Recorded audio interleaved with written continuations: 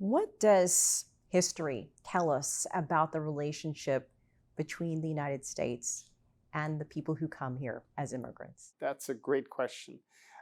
First of all, there have been um, other times when the opinion against immigrants has turned sour.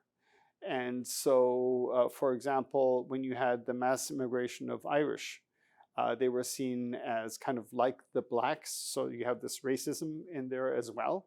And were seen as people who shouldn't be here.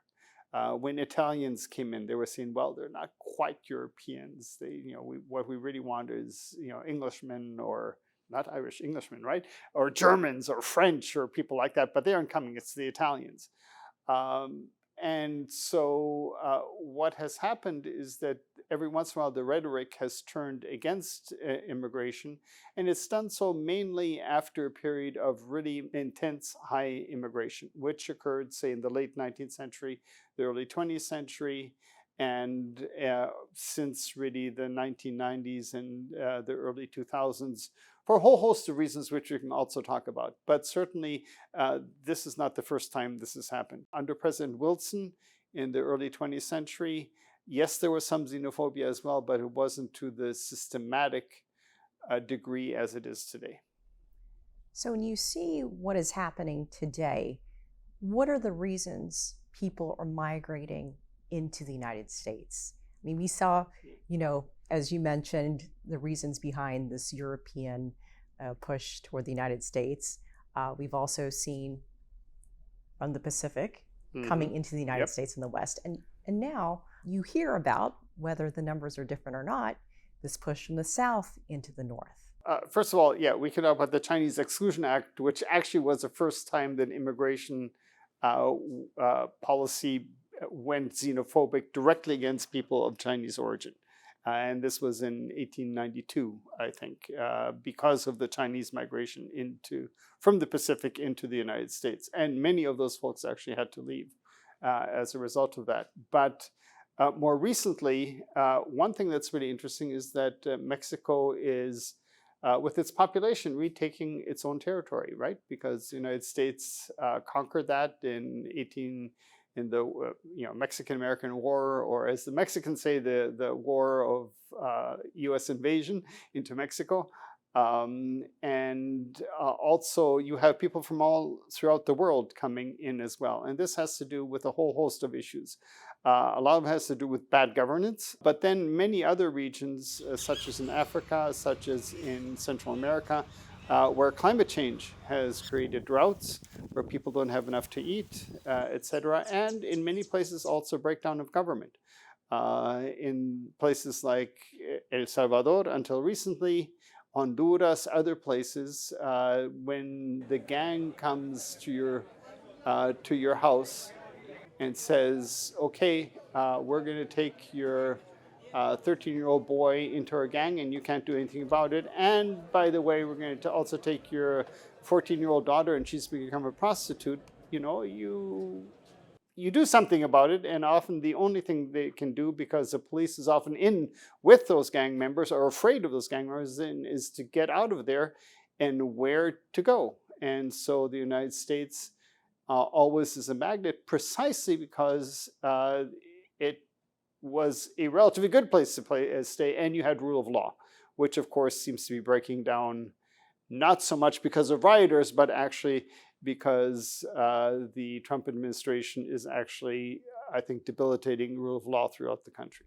We know that the United States has a very large Latino community, and we've also seen that many Hispanics agree with the policies against Latin American migrants. It's like two sides of a coin here. It's okay for me, but not for you. Can you explain the thinking about that? And is that prevalent in most households, or what is your sense? I think there's this kind of bifurcation. So the maid who comes in every week or every month or something like that to clean your house, who's probably going to be Latina, she's okay. But say somebody who's a day laborer waiting at Home Depot to pick somebody up is presumably not. So there's this one is gender difference, but I think the other thing that is so horrific right now is that every time the White House press secretary talks about immigrants, she always adds criminal to it, as if that were the case. Of course, actually, immigrants are much less likely to have committed some criminal act than native-born people.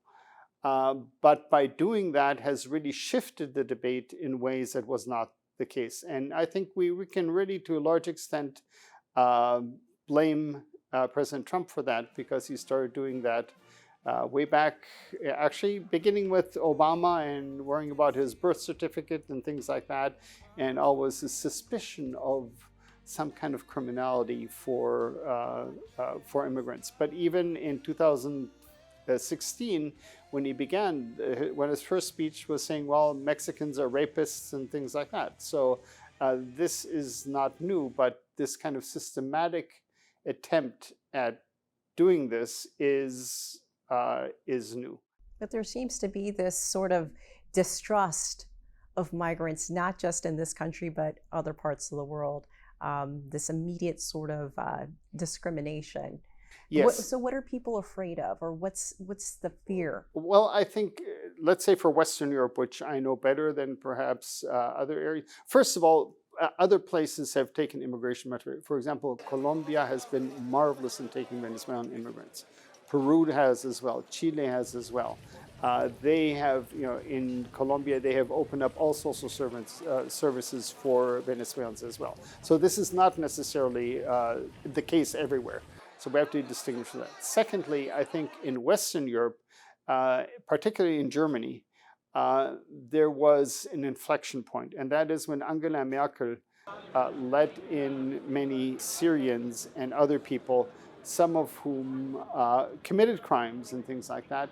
But the problem is that in Europe, there's a certain ethnic identity related to nationality, which you don't have in the United States, right? I mean, you and I might come from different regions of the world, but we're just as American as anybody else. And that's totally accepted, and that's fine. But to see somebody say of Arab origin in Germany, they're not German in the same way. And so that's different in that you have this kind of sense of nationality, of ethnicity, combined with nationality. Thus, for example, in the 1950s and 60s, there were many Turks who came and worked in Germany as what they're called Gastarbeiter, so guest workers. You see, you hear that term, guest workers. Their children who were born in Germany did not get German citizenship because they were not native, ethnic Germans. And so there's a very different way of perceiving foreign immigrants in Western Europe, certainly, and Eastern Europe as well, than, say, in the United States. The United States is really unique in the sense that we have taken in people from all over the world. And even my parents were refugees, for example, who came here as well. So, that has been the story here. And in fact, we have gotten stronger and better precisely because we take in immigrants. And I think that's one reason why the United States has been in a leading role in the 20th century, and at least up to now in the 21st century. But of course, we're shooting ourselves in the foot by denying that heritage and looking at all the positive things that immigration brings to the United States. Based on what we're seeing now, what are the long-term impacts? I mean, President Trump has a certain time in office. We don't know who his successor could be, but based on some of the policies, is the United States taking a hit when it comes to immigration? Yes, the United States is doing exactly the opposite of what it should be doing for a whole host of reasons. One is demographic. I'm an old guy. Okay, I'm the baby boom generation. We're the biggest generation. Well, we're dying off now, but nevertheless, we need people to pay into Social Security. But if we don't have enough people from immigration who come in, the natural reproduction rate isn't large enough. Secondly, by making it difficult for international students to come to the United States, we are cutting off all that knowledge that they will be bringing, and we're reversing the brain, not drain, but I guess I'm not sure what that's called, but the brain from all the other countries. Basically, they came here to study, and then many remain. Elon Musk, for example, is one of those people. And now we're reversing that and making it difficult for people to stay. So we're losing that. And so the United States, as a result, will lose its place as the prime producer of scientific knowledge, of other innovations, et cetera, because in fact, and I think this has been shown over and over again, that immigrants and children of immigrants actually are the most dynamic, the most innovative of all. And so the United States is just killing that. And that, of course, is to the long-term disadvantage of the United States. And sort of related to what we were talking about when it comes to this brain drain. I mean, what we're seeing right now is a sort of ban against foreign students. Just a few years ago, we saw a big wave of anti-Asian hate during the COVID period. Yes, and before that, anti-Arab during the war on terrorism, et cetera. Yes. So are we seeing cycles? Is this something that will eventually cycle into another group? Yes, I think it does. And the thing is that, I mean, the funny thing is Asians are actually the most successful immigrant group of all. They actually have done the best overall in the United States. Obviously not everybody, but to a large extent. And the Latinos are really, if you will, the working class of today in the United States. And at some point, I think that simply can't go on because, say, if all the Latinos leave, the economy would be a total mess. We wouldn't have any construction. We wouldn't have any food service and restaurants. For goodness sakes, we'd all have to eat at home, but except we couldn't because then we don't have any lettuce anymore. We don't have any tomatoes anymore. We don't have any grapes anymore, et cetera, et cetera. And so, in fact, as it is right now, Latinos are actually the foundation of the manual labor force in the United States. But the question is, who can we blame next? There is always somebody that people blame, but of course it depends so much on positive leadership within the United States, political leadership, which clearly is not happening right now. So given that, do you think this will bring more people to elections? Will they say, I don't want my family to go through this, my friends and neighbors? Will this inspire more people to vote next go around? One hopes so, but I think what actually has to happen is leadership. In the sense that whoever the opposition is, and at this point it's the Democratic Party, needs to get its act together and present a positive message that people can vote for something rather than just vote against Trump. And that is something that we haven't seen develop yet because as President Trump, right from the beginning, just basically a campaign of shock and awe, it has been very difficult for the Democratic Party or the opposition in general, even within the Republican Party, to respond to that because there's so many things happening all at once. What has to happen is there has to be kind of a unifying theory about all of this to show where things are going and why they're going that way, and somebody has to articulate that. But that's just the negative part. What also has to be said, okay, so if that is happening right now in the Republican Party and with this administration, this is our vision for the future, which incorporates people, and you have to then sell that and show why that is a much better thing to do than what's happening right now. Any reflections on migrants in the United States and how they should proceed and live their lives right now? The best migrants are migrants who are here legally.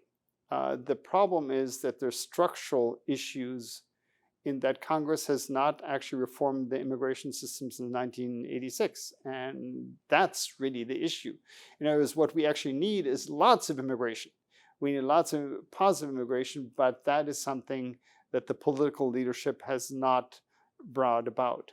So I think that migrants need to keep on doing as best as they can to continue contributing to the US economy, to provide innovation, and to provide this positive influence which they have up to now. So to get back all the way to the beginning, the riots in Los Angeles is actually the image right now of immigration, and that needs to change into the much less, I guess, sexy thing of showing the success of immigrants and what that actually means for the economy in positive ways.